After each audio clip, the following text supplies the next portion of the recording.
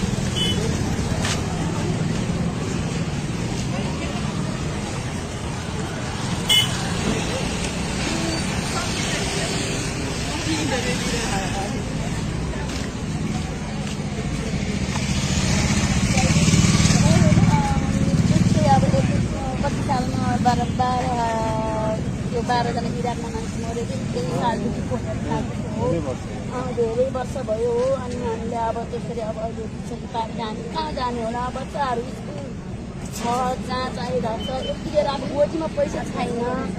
हामी अब रोजगारी यस्तो अब रोजगारी हुन्न, हामी यति ज्यामी लेबर काम गरेर खाने मान्छेहरू हामी कहाँ जानुपर्छ त?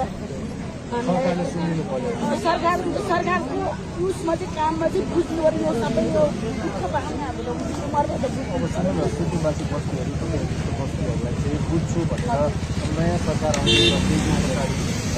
बाले शाह प्रधानमन्त्री मन्त्री हुनुहुन्छ। सुकुम्बासीसँग उहाँको सम्बन्ध त खासै राम्रो छैन, तर उहाँले 100 दिनभित्र सुकुम्बासीलाई व्यवस्थापन गर्छु भन्नुभएको छ। उहाँलाई के भन्न चाहनुहुन्छ? तपाईँलाई सुनिदिनु पर्यो, यस्तो दुःख भएको छ, हामीले बुझ्नु पर्यो, केन्द्रले व्यवस्था गर्नु पर्यो हामीलाई।